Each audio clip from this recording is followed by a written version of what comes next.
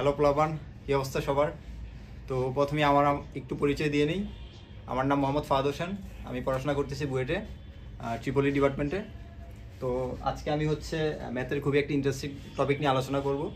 সেটা হচ্ছে অসংজ্ঞায়িত অনির্ণয়ের মধ্যে পার্থক্য। তো তোমরা যখন এইচএসসির ম্যাথের ডিফারেন্সিয়েশন পার্টটা পড়বা তখন কিন্তু এই জিনিসটা তোমাদের খুবই কাজে লাগবে। সো চলো আমরা জিনিসটা বোঝার ট্রাই করি। তো অসংজ্ঞায়িত এটাকে আমরা ইংলিশে বলতেছি হচ্ছে আনডিফাইন্ড। সো অসংজ্ঞায়িত তোমরা নাম দিয়ে কি বুঝতে যাচ্ছ কি, যার কোনো সংজ্ঞা নেই, অর্থাৎ ম্যাথমেটিক্যালি এটার কোনো সংজ্ঞা নেই। আর অনির্ণয় জিনিসটা হচ্ছে ম্যাথমেটিক্যালি যাকে নির্ণয় করা যায় না। তো অসংজ্ঞায়িত এবং অনির্ণয় এই দুটো জিনিসকে আমরা কিছু ম্যাথমেটিক্যাল এক্সাম্পলের মাধ্যমে বোঝার ট্রাই করব। তো প্রথমে আমরা অসংজ্ঞায়িতকে বোঝার একটু ট্রাই করি।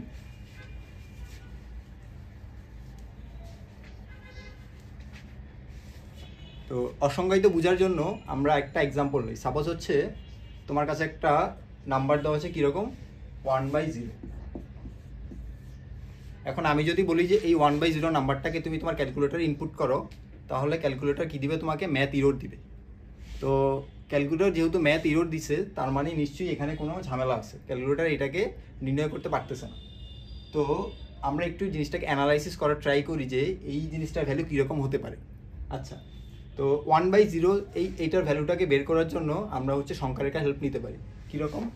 তো আমরা একটা সংখ্যারেখা প্রথমে ড্র করি। সো তোমরা জানো সংখ্যারেখা কীভাবে ড্র করে। আমরা মাঝখানে 0 দিব, আর ডান পাশ পজিটিভ করে বাড়বে, মানে এখানে 1, এদিকে 2, 3, এদিকে -1, এদিকে -2, এদিকে -3, ঠিক আছে? আর ডান দিকে তোমার চলে যেতে যেতে প্লাস ইনফিনিটির দিকে চলে যাবে, আর বাম দিকে ভাই তোমার -ইনফিনিটির দিকে চলে যাবে। ওকে, এখন যেহেতু ভাই 1/0 এই জিনিসটার ভ্যালু আমরা বের করতে পারতেছি না, তাহলে এই নিচে 0 এর পরিবর্তে 0 এর কাছাকাছি কোনো একটা সংখ্যা নিয়ে দেখার ট্রাই করি আমার ভ্যালুটা কীরকম হচ্ছে। ওকে, এখন 1/0 না নিয়ে আমরা 0 এর কাছাকাছি ডান দিকের কোনো একটা সংখ্যা নেওয়ার ট্রাই করি। ওকে, সো 1/0.1 নেই আমরা। তো 1/0.1 মানে কত? 10।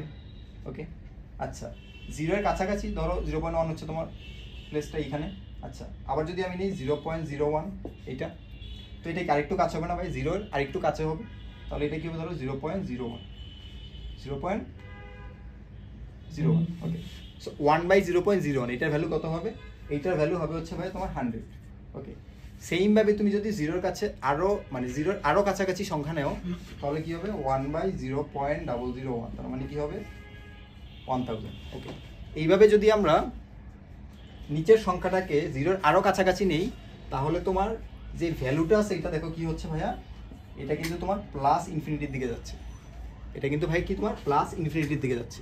আচ্ছা, এখন তোমরা বলতে পারো ভাই আপনি 0 এর কাছাকাছি ডান দিকের সংখ্যাগুলো নিছেন, তাহলে বাম দিকের সংখ্যা নিয়ে দেখেন তো কী হয়। ওকে, সো আমরা এটা একটু করার ট্রাই করি।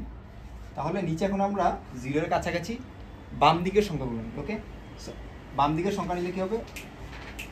1/-0.1, 1/-0.1 একটা সংখ্যা, সো এটা কত হবে ভাইয়া? -10।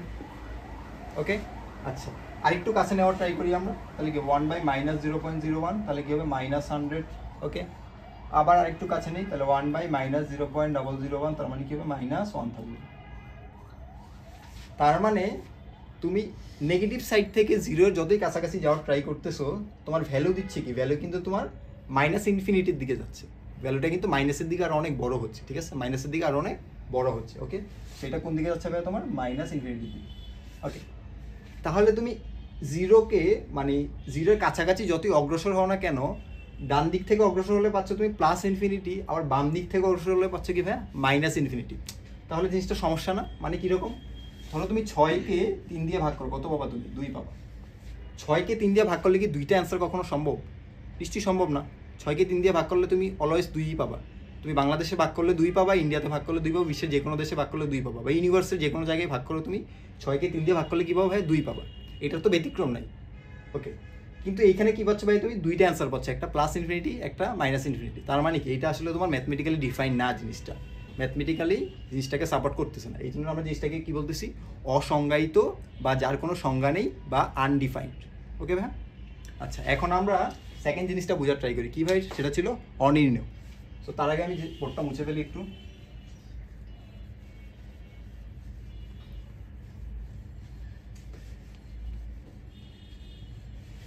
ওকে, সো অনির্ণয় জিনিসটা একটু রিক্যাপ করি। অনির্ণয় কি ছিল ভাইয়া? যাকে নির্ণয় করা যায় না, ঠিক আছে, যাকে নির্ণয় করা যায় না। ওকে, সো এই অনির্ণয়ের ইন টোটাল হচ্ছে তোমার 7টা ফর্ম আছে। ওকে, কীরকম? 0/0 তোমার হচ্ছে একটা অনির্ণয় form. Okay, infinity by infinity এটা তোমার আরেকটা অনির্ণয় ফর্ম। আরেকটা আছে ধরো 0⁻0, এটা তোমার একটা অনির্ণয় ফর্ম।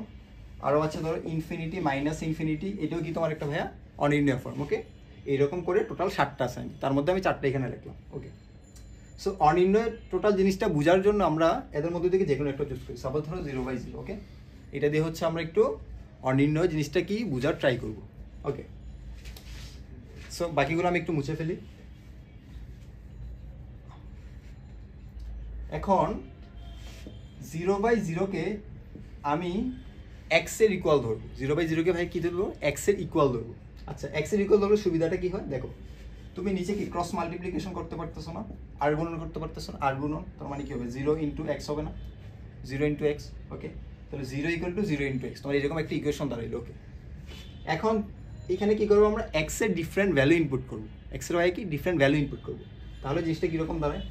ধরো এক্সের ভ্যালু আমরা হচ্ছে 1 ইনপুট করি এখানে। ওকে, সো এক্সের ভ্যালু যদি তুমি এখানে 1 ইনপুট করো, তাহলে লেফট সাইডে কত? লেফট সাইডে তো তোমার 0ই থাকতেছে, তাই না? রাইট সাইডে কত হচ্ছে? রাইট সাইডে কত হচ্ছে? 0 × 1, তার মানে কি 0। তার মানে কি লেফট আর রাইট যেটা ইকুয়াল হচ্ছে না, তার মানে ঠিক আছে ইকুয়েশনটা এখানে ঠিক আছে, স্যাটিসফাই করতেছে আমরা, লেফট রাইট যেটা স্যাটিসফাই করতেছে। ওকে, এবার তুমি যদি x = 2 বসাও, এখানে x = 2 বসে দেখো, তার মানে কি লেফটে কি? লেফটে তো তোমার 0ই থাকতেছে, তাই না? লেফটে কি? লেফটে তো 0ই থাকতেছে, তাই না? আর রাইটে কি হচ্ছে ভাই? রাইটে 0 × 2, তার মানে 0। তার মানে লেফট আর রাইট এগেইন কি স্যাটিসফাই হচ্ছে, তার মানে এখানে কোনো ভুল নেই। তার মানে এখানে তোমার অনেকগুলো অ্যান্সার আসতেছে, কিন্তু এইখানে তুমি করলে কিন্তু ইনফাইনাইট সংখ্যক অ্যান্সার পাবা। সবগুলো অ্যান্সারই ঠিক, সবগুলো অ্যান্সারই ঠিক, কিন্তু কোন অ্যান্সারটা তুমি চুজ করবা এটা হচ্ছে তোমার ডিসিশন। এখানে তুমি কোনো অ্যান্সার আসলে চুজ করতে পারবে না, সবগুলোই কারেক্ট অ্যান্সার। তার মানে এখানে অনেকগুলো অ্যান্সার আছে কিন্তু নির্ণয়যোগ্য না, তুমি জিনিসটাকে নির্ণয় করতে পারতেছো না। এই জন্যই এটা আমরা কী বলতেছি? অনির্ণয় বা আনডিটারমিনেন্ট বা ইনডিটারমিনেন্ট বলতেছি। সো আজকে এই পর্যন্তই, আবার দেখা হবে অন্য কোনো এক ভিডিওতে।